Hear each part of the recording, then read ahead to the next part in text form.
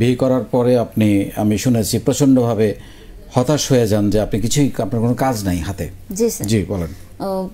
বিয়ে হয়ে গেল, বিয়ের আগেও আমি জব রিজাইন দেইনি। তো বিয়ের পরে 4 দিন পরে আমার অফিসের ম্যানেজার এরা সবাই বলা বলি করে আমার শ্বশুর বাড়িতে গিয়ে আমার কাছ থেকে কাগজে সিগনেচার নিয়ে আসে রিজাইন লেটারে। তো ওটা ছেড়ে দিলাম। তো ছেড়ে দেওয়ার কিছুদিন শ্বশুরবাড়ি গ্রামে এলাকায়, ওখানে থাকার পরে ঢাকায় আসলাম। হাজব্যান্ড আবার ধানমন্ডিতে এখানেই টুকটাক কাজ করে, ব্যবসার সাথে জড়িত। তো এখানে আসার পরে যেটা হলো, আমি পুরো বাসায় একা, এবং আমার হচ্ছে তখন আমি ফাইনাল ইয়ারের ছাত্রী, আমার মানে কোনো কাজ নেই। আবার ওরকম একটা চাকরি ছেড়ে মানে পুরো আমি ডিপ্রেশনে চলে গেলাম। মানে আমার কোনো কিছু ভালো লাগতো না, খুব খারাপ লাগতো। আমি আমার বন্ধুবান্ধব আত্মীয় স্বজনকে ফোন করে ডিস্টার্ব করতাম, সেটা মেসেঞ্জারে হোক ফোনে হোক, হুটহাট কারো কাছে অনুমতি নেওয়ারই প্রয়োজন মনে করতাম না। আমার ভালো লাগতো না, আমি তাদেরকে ডিস্টার্ব করতাম। মানে আমার কোনো কাজ নেই, একদম বেকার। তো এরকম থাকতে থাকতে 1 মাস 2 মাস পরে চিন্তা আসলো যে এভাবে থাকলে হয়তো আমি পাগল হয়ে যাব, আমার কিছু করতে হবে। তো ওখানেই যে ফ্ল্যাটে ভাড়া থাকতাম, ওই ফ্ল্যাটের পাশের রুমের এক ভাবি, ওনার মেয়ে আছে, উনি একদিন আমাকে নিজের থেকে অফার করলো যে ভাবি আপনি তো ডিগ্রি করতেছেন শেষের দিকে, তো আমার মেয়েটাকে একটু পড়ান। আমি বললাম হ্যাঁ, এটা তো খুবই ভালো হয়, আমার সময় কাটতেছে না। তো ওই বাচ্চাকে, ক্লাস 3-র বাচ্চাকে প্রাইভেট পড়ানো শুরু করলাম। তো ও বাচ্চাকে পড়াইতে পড়াইতে আরো 2-3টা বাচ্চা আমি আশেপাশে, ওরা বললো যে আমি 1 ঘন্টার জায়গায় 2 ঘন্টা সময় দিচ্ছি, তারা দেখতেছে যে আমি তাদেরকে খুব ভালো করে পড়াচ্ছি, খুব বুঝাচ্ছি। এটা দেখে আরো 2-3টা বাচ্চার মা নিয়ে আসলো যে পড়ান।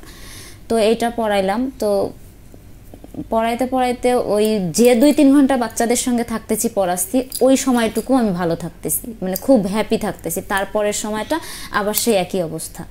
তার উপরে আবার হাজব্যান্ডের যেগুলা বলে ফ্যামিলি থেকে বিয়ে দেওয়া হলো, তো দেখি যে আসলে যেগুলা ঘটক বা ফ্যামিলি বলছে বা যেভাবে বিয়ে দিছে, সে জায়গা থেকে আমার হাজব্যান্ডের সংসারটাও একদমই জিরো বা শূন্য, বা তারা যা বলছে তার ম্যাক্সিমামই মিথ্যা বা ফল্ট।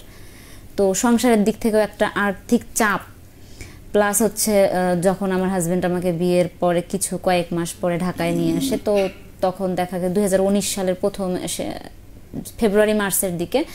তো তার আবার এখানে হচ্ছে বিয়ের আগেই 2-3 লাখ টাকা ঋণ। আমি আসার 10-12 দিন পরে লোকজন এসে, এক মহিলা এসে বলতেছে আমি 90,000 টাকা পাবো, একজন এসে বলতেছে 50,000 টাকা পাবো, এরকম চিল্লাচিল্লি।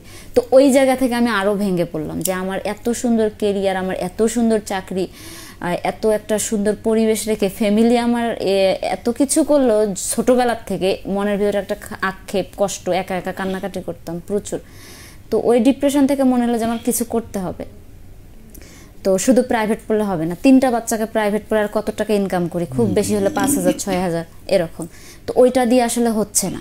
হাজব্যান্ডেরও এমন একটা অবস্থা দেখা দিল 2-3 মাস পরে, সে আমাকে কিছু দিচ্ছে না, দিতে পারতেছে না, বা আমি যে 6,000-7,000 টাকা ইনকাম করতেছি এটা আমার নিজেরও লাগতেছে। দেন আমার ছোট ভাই তো আছে, একে আমার তো মা নেই, আমি তোকে ফেলে দিতে পারবো না, দায়টা তো আমি ফেলতে পারবো না, ওকে আমার দিতে হচ্ছে।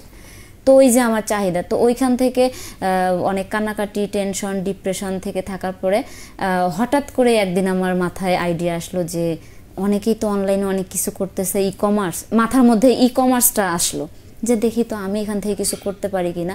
আর মাথার মধ্যে একটা জিনিস কাজ করলো, যেহেতু আমি পড়াশোনা জানি, দেন আমি জব করছি, তো আমার মধ্যে কিছু একটা আছে, কিছু একটা না থাকলে জব করতে পারতাম না বা পারফরমেন্স থাকতো না, দেখি আমি কিছু করতে পারি কিনা।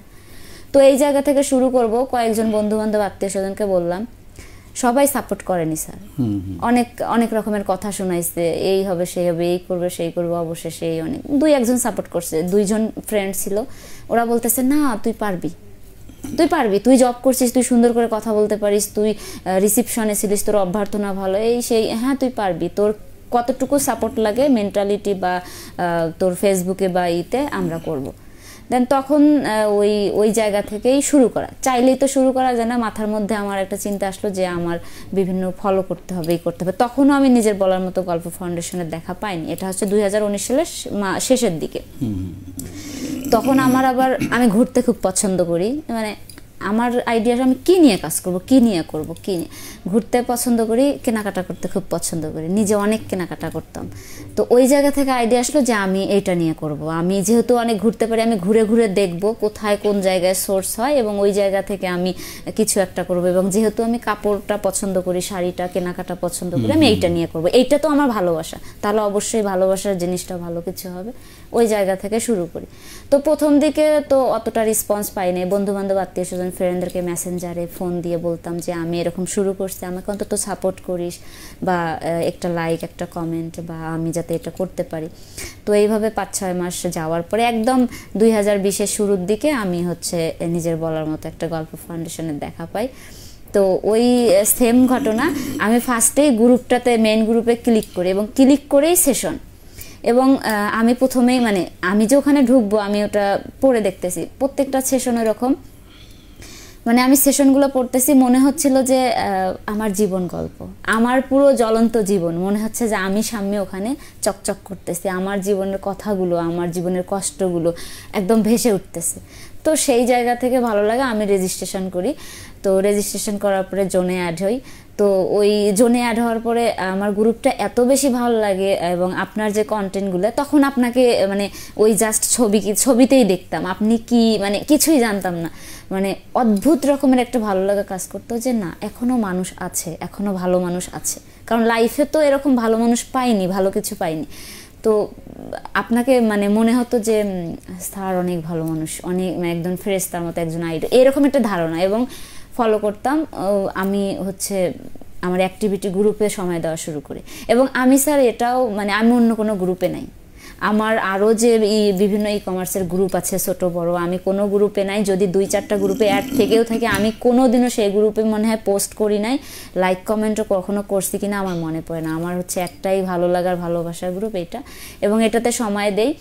তবে ধানমন্ডি জোনের কথা না বললেই নয়, যদি আমি না বলি তাহলে এটা অকৃতজ্ঞতা হবে।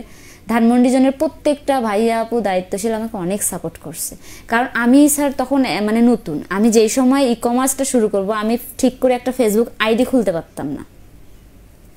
আমার যে ফেসবুক আইডিটা খোলা ছিল, আমার এক গ্রামবাসী মামাতো ভাইয়ের কাছ থেকে আমার একটু খুলে দেন, আমার একটু বুঝায় দে, এরকম মানে সব কিছু জানতাম পারতাম, কিন্তু কখনো আমার সবসময় প্রেশারটা ছিল ফ্যামিলি, ইনকাম রিলেটেড, মানুষ করা, বাবাকে দেখা, ওইভাবে মাথাটা কখনোই করিনি। তো ওই জায়গা থেকে এই ফাউন্ডেশনে আসা। তো কি কি প্রোডাক্ট নিয়ে কাজ করছেন? আমার হচ্ছে অরিজিনাল ঢাকাই জামদানি, যেটা হচ্ছে আমি সরাসরি, যেটা এটা কি আপনার? হ্যাঁ, এটা আমার নিজের। এবং হচ্ছে নারায়ণগঞ্জে যে তাঁতিরা নিজের তৈরি করে, আমি মাসে 2-3 বার করে নারায়ণগঞ্জে যাই। আমি ওখানে জামদানি নিয়ে কাজ করার আগে ওখানে আমি প্রচুর ভিজিট করছি, আমি দেখছি কোথায় কি রকম, আমি তাঁতিদের কাছ থেকে সরাসরি মেক করে নিয়ে আসি। এটা হচ্ছে আমার সিগনেচার প্রোডাক্ট, বা তাঁতিদেরকে আমি তাঁতিদের জন্য কিছু করতে পারতেছি। এর পাশাপাশি দেশীয় যে শাড়ি আমাদের এটা আছে, দেশীয় বুটিক্স বাটিক্স এটা আছে। তবে হচ্ছে স্যার আমি কোর্স করতেছি, আমার আরেকটু চিন্তা ভাবনা হচ্ছে যে আমি নিজেই কিছু তৈরি করব আমার নিজ হাতে, এবং এটা হচ্ছে আমার পেজের নামে বা আমার যেটা আছে এই নামে ব্র্যান্ডিং হবে এবং এই নামেই বাজারে আসবে। তো আপনি এখন মাসে প্রায় লাখ টাকা সেল করেন, এটা কিভাবে সম্ভব হলো এই প্ল্যাটফর্মে? স্যার প্ল্যাটফর্ম থেকে আমার 40-50+ আসে সেল। দেন হচ্ছে আমার অফলাইনেও সেল হয়। এটা হচ্ছে আমার এখন আমাকে এমনভাবে ওই আমি যে এলাকাতে থাকি ধানমন্ডি সেন্ট্রাল রোডে, ওখানকার কিছু ফ্ল্যাটের ইয়ারা আমাকে এমনভাবে চেনে, তারা আমার বাসায় এসে প্রোডাক্ট নিয়ে যায়। তো এই অফলাইনে আমার সেলটা আছে, এই জন্য অনেকটা হয় আলহামদুলিল্লাহ। ফাউন্ডেশন থেকে তো আছেই, আর প্রচুর অ্যাক্টিভিটি, আর হচ্ছে আমার নিজের আইডি থেকেও হচ্ছে টুকটাক অনেক সেল হয়। তো এটা ঈদে যেমন আমি 1 লাখ টাকার উপরে সেল করছি, রমজানে প্রচুর বিজি ছিলাম।